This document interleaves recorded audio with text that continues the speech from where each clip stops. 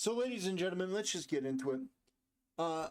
Assistant AG Harmeet Dillon and the DOJ Civil Rights Division just launched an investigation into Chicago Mayor Brandon Johnson after he said he prioritizes hiring black people. The reason I hire so many blacks to run Chicago is because we're the planet's most generous race. Huh.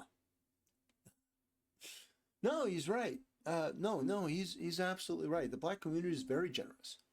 I mean, just look at the crime stats that they've given us, the abortion stats, the murder rates. I mean, the absolutely crippling drop in our overall general education levels. I mean, yeah, no, sure. Yeah, very generous.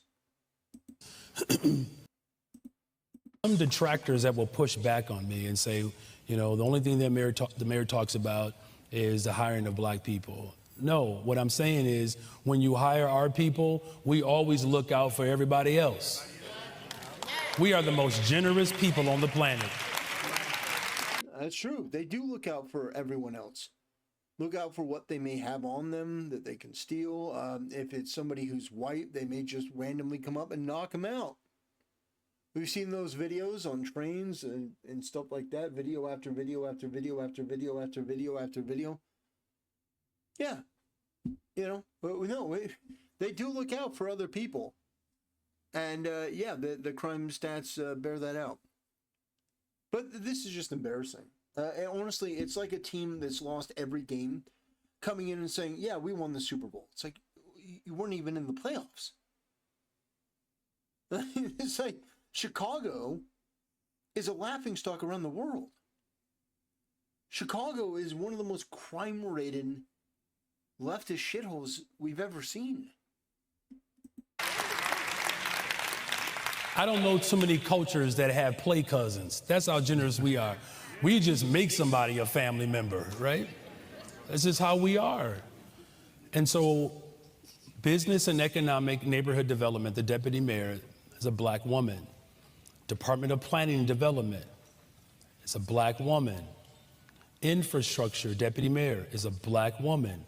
Chief operations officer is a black man. Budget director is a black woman. Senior advisor is a black man.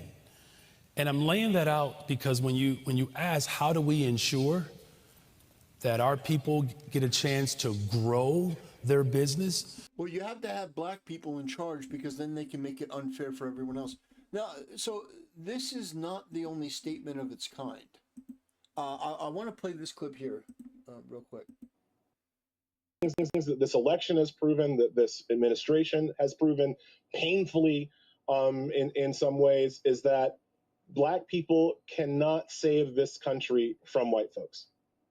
We can't do it alone, right? If white folks aren't going to join in, if white women aren't going to join in, if Latinos aren't going to join in, we can't do it alone. Okay. Yeah, you can't save the country from white people. I said white people cannot save this country from black folks. Imagine saying the reverse. What a low IQ, classless, and pathetic statement from this loser whose head looks like a giant cotton ball, and it does. Tell me when I'm telling lies. This sort of sentiment from the black community is ultimately what makes their failure all that much more frustrating. It's one thing if you have a group of people that are trying, struggling to get better, to improve, to adapt, and to basically set themselves up for success. That's one thing. And you can root for that. That's an American story. But it seems like every time somebody who's black does something amazing, they're not black enough. Or they're not down for the struggle. They're not down for the cause. Clarence Thomas is a Supreme Court justice. And the black community doesn't claim him and calls him an Uncle Tom. A black man made it to the Supreme Court of the United States and has arguably been one of the best Supreme Court justices that we've had in my lifetime. But no, you can't claim him. He doesn't have the right politics. My point here is that there is a major problem and nobody And I mean nobody wants to address it, or at least they haven't.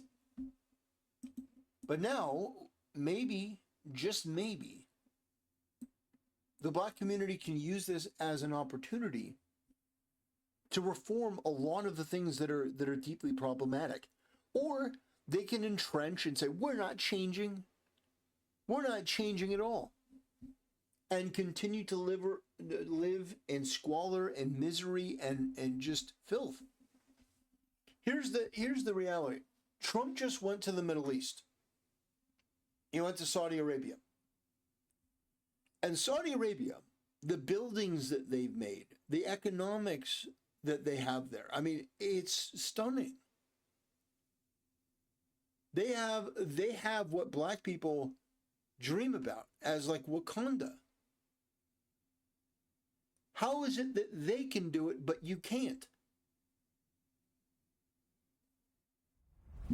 It's an interesting question. Obviously not based on race. It's not the white man.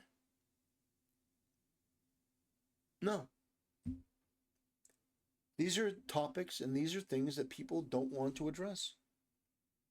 They'd rather obfuscate and play pretend and no, there's no overarching systemic problem in the black community. No, Black Lives Matter was totally normal, where a bunch of people scammed billions of dollars and it led to damage to black low-income cities and burning down Targets and Wendy's so that black people lost their jobs.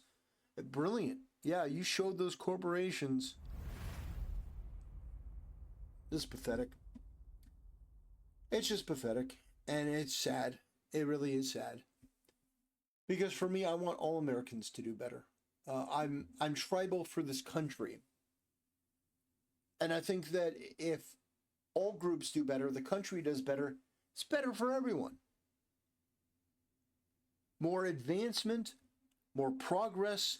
By progress, I don't mean being a progressive. I mean progress in terms of better economy, maybe exploring space some more, advancements in technology.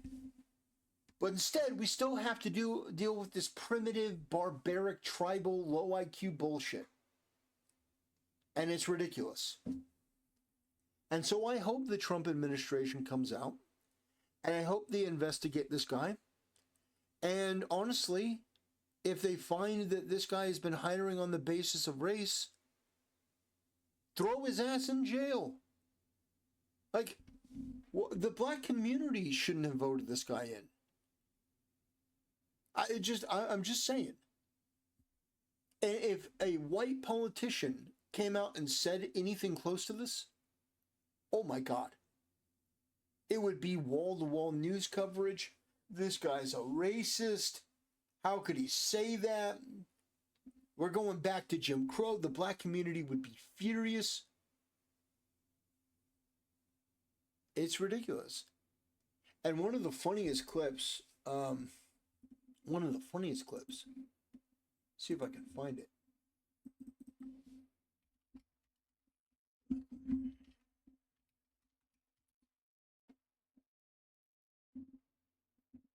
Let's see if I can find it. Here we go. Back to America. But y'all, I'd rather go back to America and deal with the racism in America before I sit here in Africa and deal with the bullshit bribery, the bullshit fraud, the bullshit scams, the bullshit too expensive, the bullshit not having no snacks, the bullshit not having no food, the bullshit electricity, the bullshit hot water, the bullshit what's that shit called that be coming down?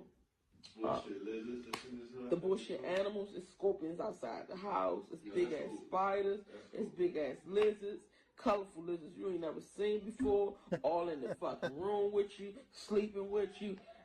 All the bullshit people trying to scam you when you go outside thinking you rich, so they trying to get more money off of you. I'm really trying to wrap my head around this shit. I'm really trying to wrap my head around how are Americans coming to Africa and being happy. Please comment down below, because for me, I'm ready to go.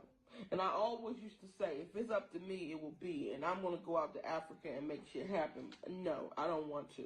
I want to take my businesses back to America. I want to open up shop back in America, open up my dentist office, and all the stuff that I was going to do out here in America. Steady electricity.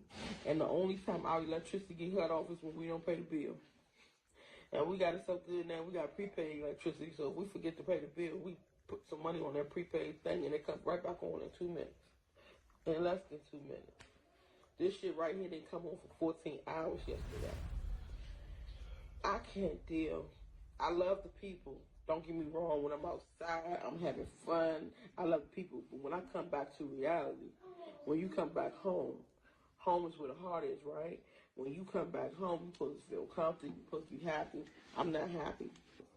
To live in a house where you look outside and all you see is turkeys and ducks and chickens and sheep and old malnourished cows.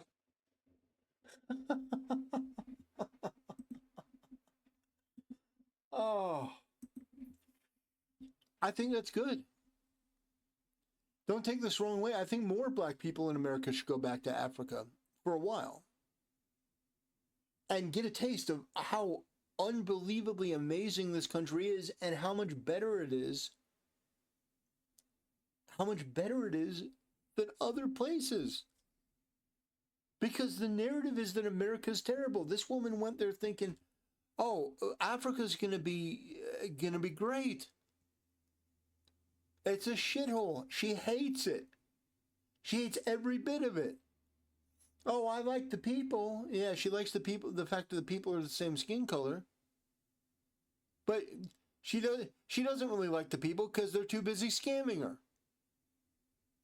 So she's a tribal racist idiot who went over to Africa thinking it was going to be better and now wants to get her ass home. That's hilarious. And the fact is that you have these race hustling freaks, these people like Brandon Johnson, mayor of Chicago, that peddle this shit when the truth is this country is extraordinary and it's open for everyone to do business. So if you get your head out of your ass, stop blaming other people for your problems, stop committing crime, stop resisting arrest, stop telling your kids that they don't have a chance in school and actually having a 2-parent household and disciplining your kids. It's not okay to join a gang. It's not okay to deal drugs. It's not okay to do this. Get the gang and criminal culture under control. You can do it. But until you do, I don't want to hear you basically glorifying yourself because there's nothing to glorify. Your community is an embarrassment. If the taste of that is uncomfortable, well, there's 2 things you can do.